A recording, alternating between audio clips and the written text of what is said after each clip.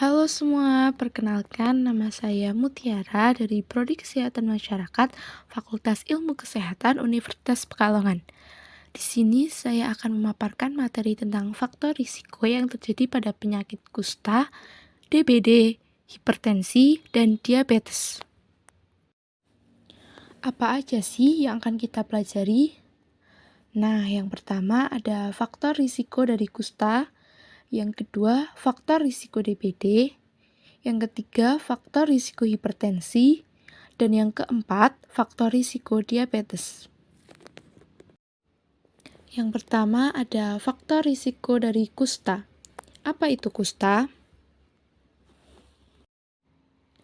Kusta merupakan penyakit menular dan menahun yang disebabkan oleh kuman Mycobacterium leprae. Penyakit ini menyerang kulit, saraf tepi, dan dapat pula menyerang jaringan tubuh lainnya kecuali otak.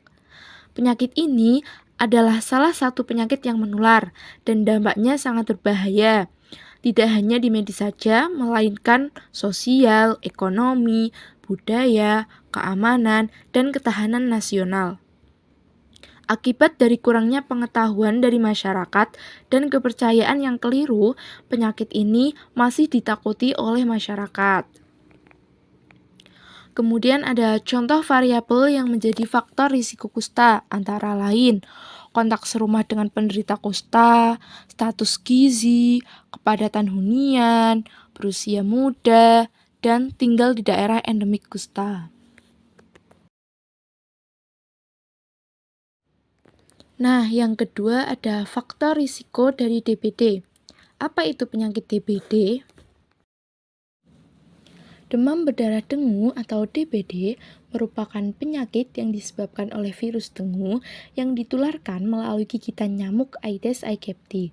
Penyakit ini dapat berkembang menjadi dengue hemorrhagic fever atau DHF yang lebih berbahaya, bahkan bisa berakibat fatal.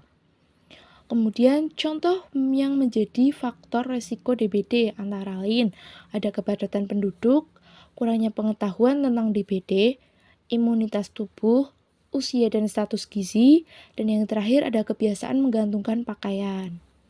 Nah, dari contoh-contoh tersebut merupakan faktor risiko dari demam berdarah dengue. Nah, selanjutnya poin yang ketiga ada faktor risiko dari hipertensi. Sebelumnya, apa sih penyakit hipertensi itu? Hipertensi atau tekanan darah tinggi merupakan kondisi kronis di mana tekanan darah terhadap dinding arteri secara konsisten tinggi.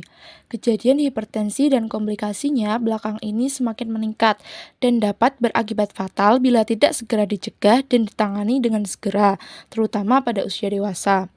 Dampak yang ditimbulkan oleh hipertensi sangat luas dan dijuluki silent killer karena pada umumnya tanpa keluhan dan mengakibatkan kematian mendadak bagi penderitanya. Apabila tidak ditangani dengan baik, hipertensi akan menjadi faktor risiko utama untuk kejadian penyakit kardiovaskuler yang dapat menyebabkan stroke, infark miokard, gagal jantung, demensia, gagal ginjal, dan gangguan penglihatan. Kondisi ini dapat menjadi beban baik dari segi finansial karena berkurangnya produktivitas sumber daya manusia akibat komplikasi penyakit ini, maupun dari segi sistem kesehatan, yaitu selain itu juga terjadi gangguan pada sistem transportasi oksigen dan karbon dioksida.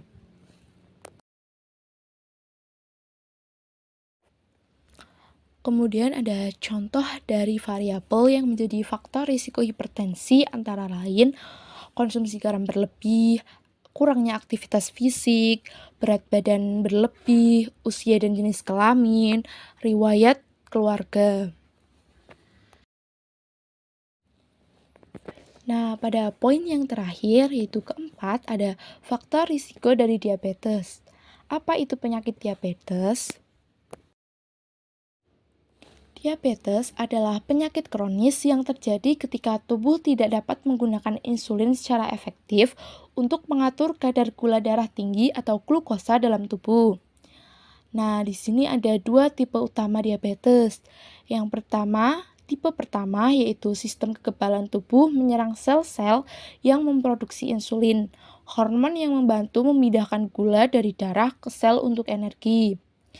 Kemudian tipe kedua yaitu tubuh tidak dapat memproduksi cukup insulin atau tidak menggunakan insulin dengan benar. Nah, contoh variabel dari faktor risiko diabetes antara lain usia, genetik, kelebihan berat badan atau obesitas, kurangnya aktivitas fisik, diet tidak sehat, dan tekanan darah tinggi. Sekian video pemaparan materi dari saya, semoga dapat bisa dipahami, dan terima kasih. Bye-bye.